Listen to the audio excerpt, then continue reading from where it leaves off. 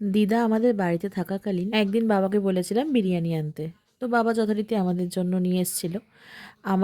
আমার আর মায়ের বেসিক্যালি একটা বিরিয়ানিতেই হয়ে যায়। তোমরা শুনলে হয়তো অবাক হবে, কিন্তু এটাই সত্যি। আমরা কিন্তু একটা বিরিয়ানি আনলেই আমাদের হয়ে যায়।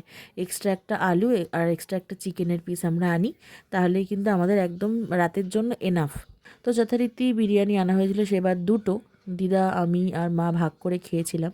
আর তার সাথে আগের দিনের বাসি মাংসর তরকারি একটু ছিল, সেটা আমাকে মা পুরোটাই দিয়ে দিয়েছিল।